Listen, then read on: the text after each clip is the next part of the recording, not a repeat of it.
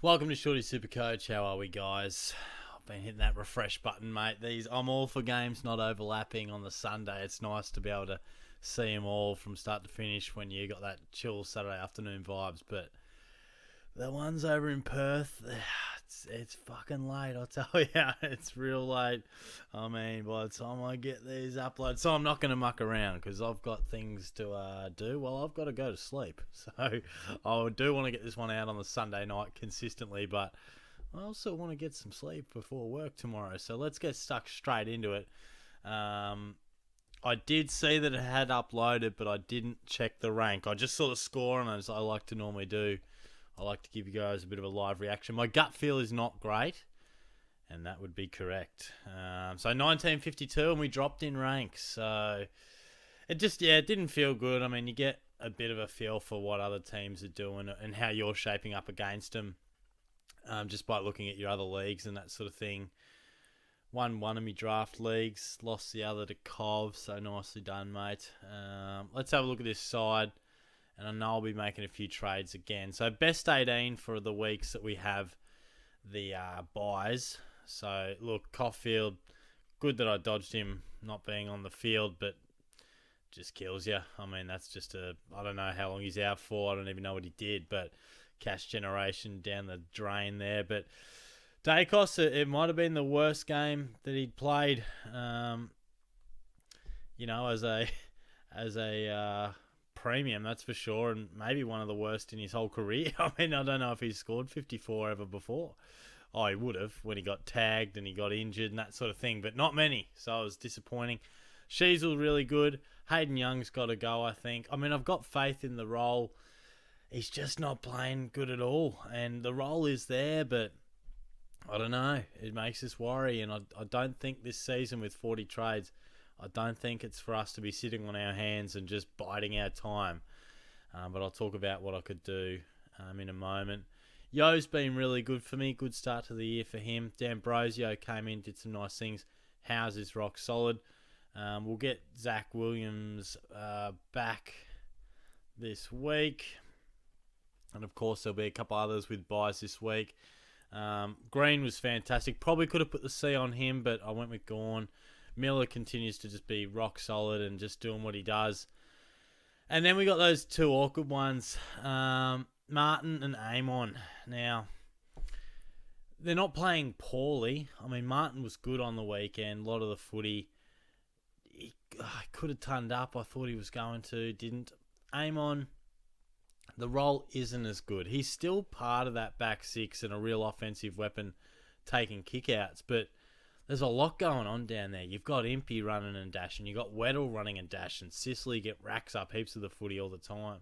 Even Hardwick chimes in for a bit. So, as opposed to you look at Lockie Whitfield tonight. Almost every exit was going through him. I'll talk about my trades in a moment, but I feel like he's got to go. But I don't know. Sam Berry disappointingly got subbed off. Was tracking okay up until then. Was probably on track to another 80. Harley Reid shows some nice signs, just struggling for the four quarters, but a solid score. McKercher and Sanders were fantastic. So those youngsters will be able to give us those tons every now and then and really quality scores. And Roberts is proving a really nice option too. He could easily be on your field as well. Lazaro and Clark chimed in for solid scores. The rucks were not too bad. Grundy hit back with a big second half, and Gawn built into the game nicely. Luke Jackson was clearly the highlight of my week. He went off. It's a good top three there for a forward line that we were really struggling to know what was going on. I mean, hey, it's a good top four. Jordan's going all right. Flanders, great. Heaney, great.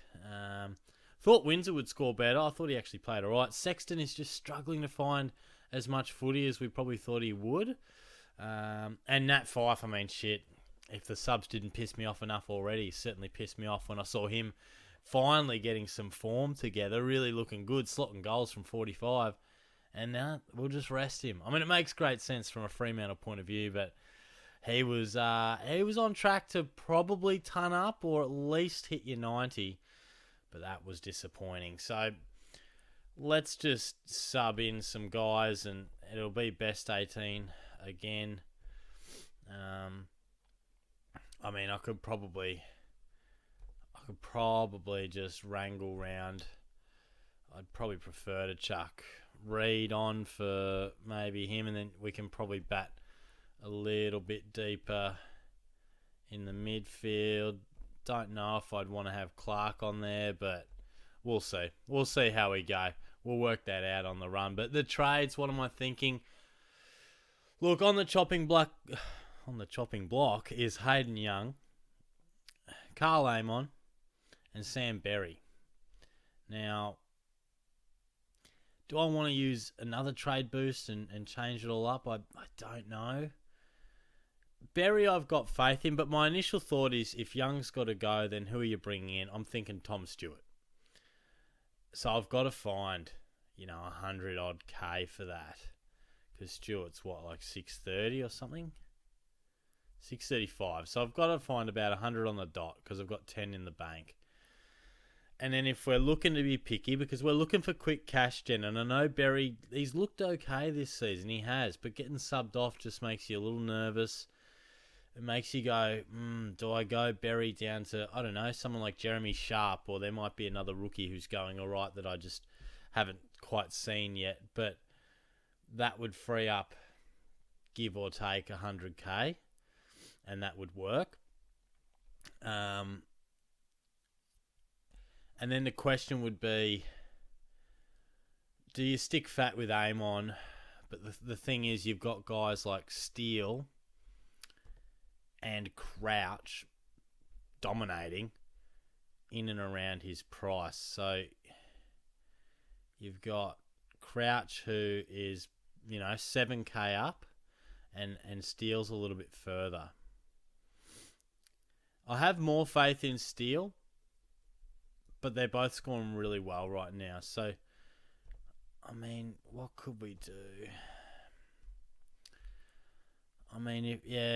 A 123 guy is probably not going to allow me to actually... I might not even have 7K spare to go up. That one's going to come pretty fine on the maths there. Sean Manor looked better. He could, an extra 6K there could help. And obviously Sharp's going all right. Where's Manor? What did he score? Yeah, 57. So I'm going to have a bit of a ponder. Other guys, I love Stewart, but if push come to shove and I wanted to go, like a Jack Steele or something, you could look at Luke Ryan, who's a little bit cheaper, but, if the difference is I can get Stewart for Young, but I can't really do much with Amon, or I go Ryan, and I could certainly get Crouch and maybe Steele. It'd be touch and go depending what rookie I went. But yeah, there's food for thought there. I'm going to wrap it up though, because I'm going to smash out the TikTok, have this uploading as we go, then jump into bed. But feel free to chuck in your score below, any trade ideas you've got or anything you think I should do. We'll be going live again from about 7:30, 7:45 on your Wednesday. I'll talk to you then. Cheers.